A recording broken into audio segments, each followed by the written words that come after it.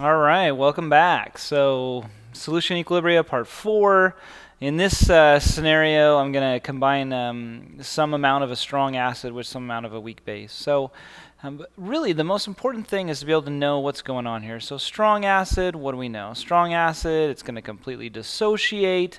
So here we have 1 liter of a 0.1 molar solution. So we know that we're going to have 0.11 moles of hydrogen ion in this solution, for sure, because this acid completely dissociates.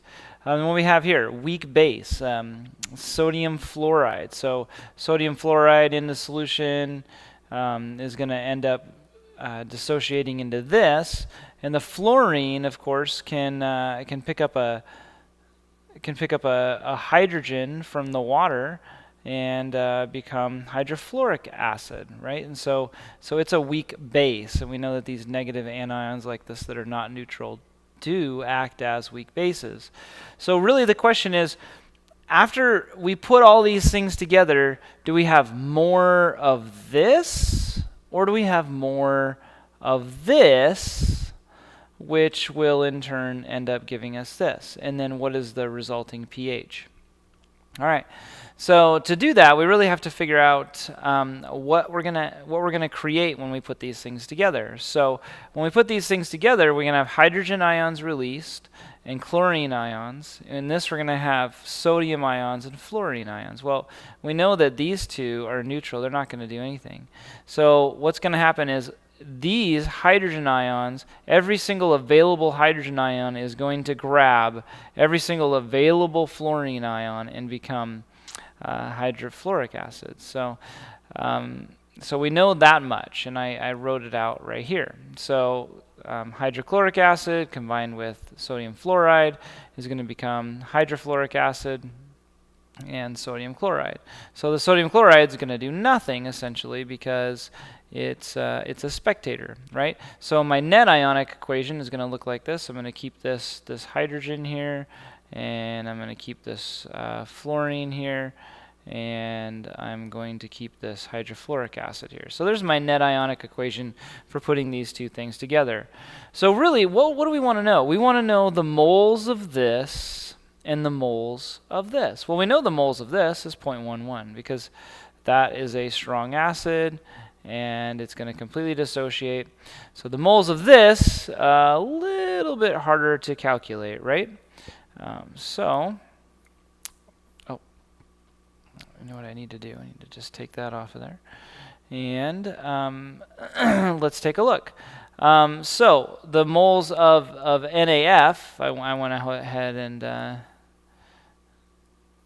and wrote this all out here for you. So the moles of NaF are going to be 3 times 0.08. Because why is that? Well, 0.080 is the amount per 1 liter. Well, we have 3 liters of it, so we have 3 times that amount. So we end up with a total of 0.24 moles of NaF. So we have 0.11 moles of this and 0.24 moles of this. All right, so what is that going to do? Well, that means that exactly this is going to be limiting in essence. And so 0.11 moles of this is going to combine with 0.11 moles of this and create 0.11 moles of this here, right? Leaving an excess of 0.13 moles of sodium fluoride.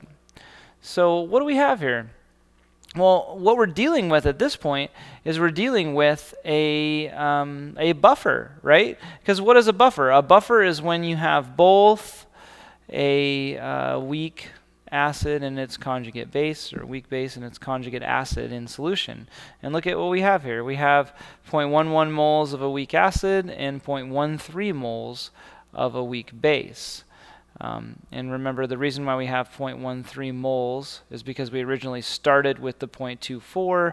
We used up 0.11 of it to get here, and so we have 0.13 of that left over.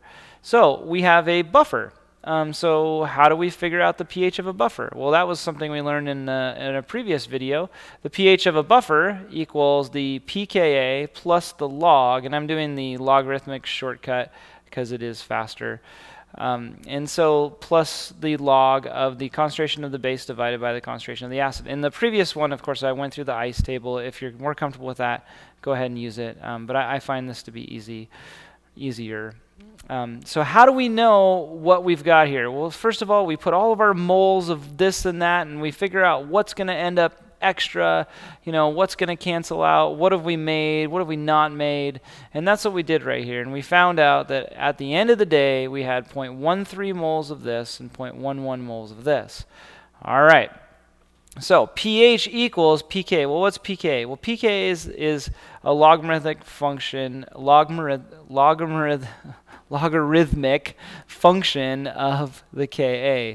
So the Ka, if we look up the Ka of hydrofluoric acid, and how do I know it's hydrofluoric acid? Well, this is our buffer. Our buffer is this weak base and this weak acid, right? So Ka means acid dissociation constant. So pKa is the logarithmic function of the acid dissociation. So we wouldn't use the base if we're looking for the acid dissociation constant. So then we take the Ka and we look that up. So hydrofluoric acid in the back of the book you could find is 6.8 times 10 to the negative fourth. Take the negative log of that, it equals 3.17. So 3.17 is my pKa. It's the negative log of the Ka.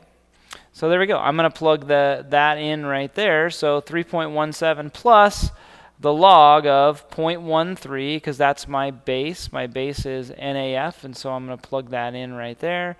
And my acid is hydrofluoric acid, so I'm going to plug that in right there. So I have 0.13 divided by 0.11, and take the log of that and add it.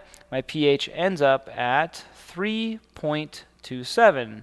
So does that answer make sense? Yeah, it does.